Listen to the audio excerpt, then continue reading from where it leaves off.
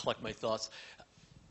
I was interested in raising the issue about of what sorts of ways artists can be more service to their politicians and the lobbyists, the issues that we're for.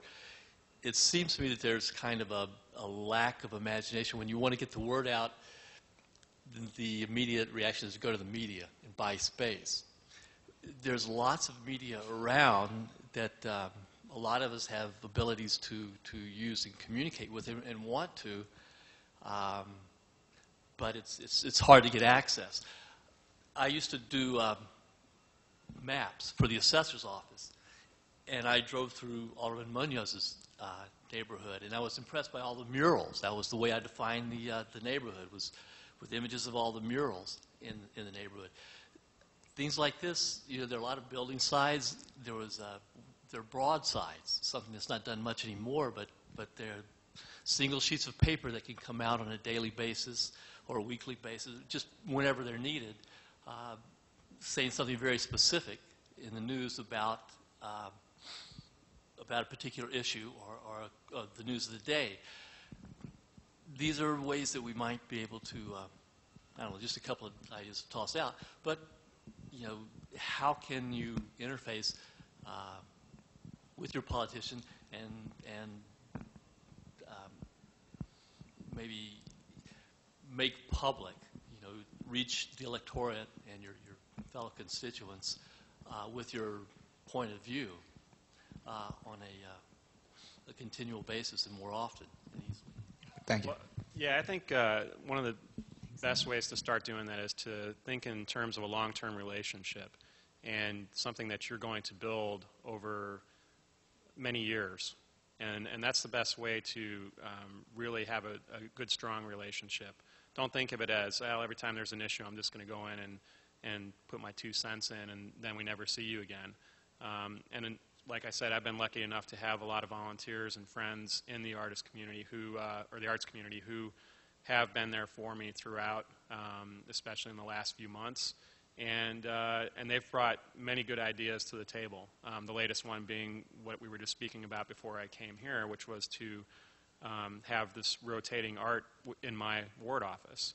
And I think it's a fantastic idea, and I see it as a long-term relationship with the people who created that idea, and then creating relationships with the schools that I hope will become involved, and some of the artists in the community that I think will maybe play a part in reaching out to those schools as well. We were talking about mentoring, and artists can play a great role in mentoring as well, in establishing relationships across different boundaries, whether it's education, within the arts community, within the media.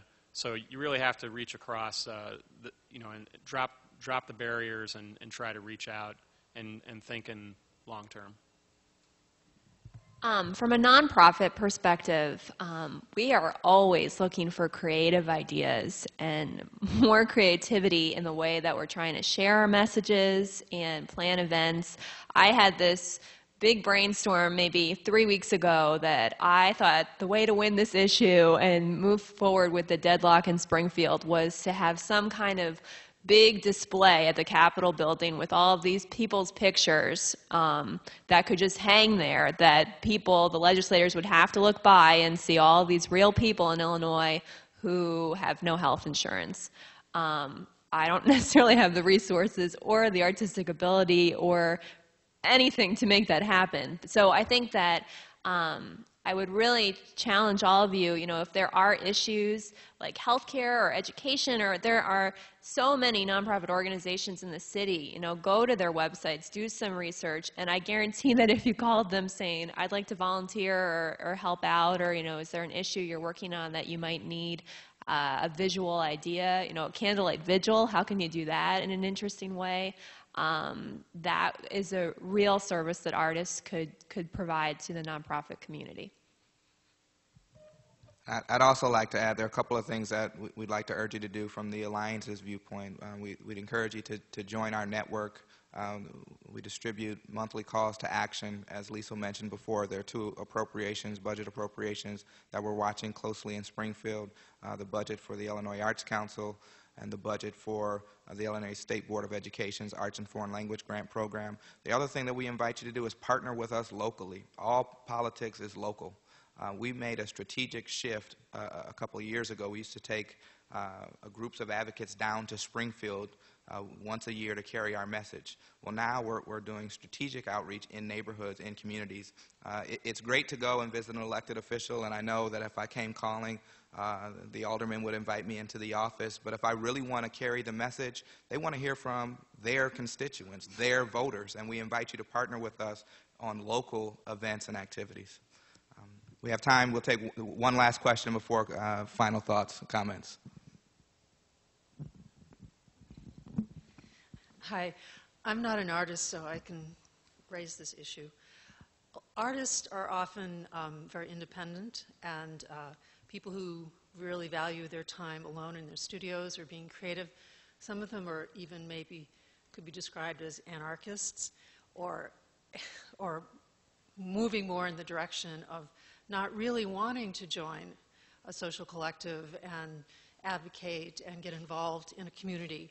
And I say this only from the standpoint of 30 years experience with artists as a curator, but also from just personal interactions with artists where I'm, really big on voting. I vote every primary. I'm more important to the primaries than the final election sometimes. And I go around and ask artists, well, did you vote? Well, I'm not registered because I'm from out of town.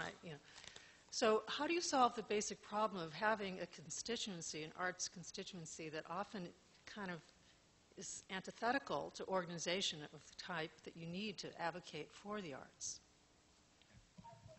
And I would go back to what we talked about earlier. There's strength in numbers.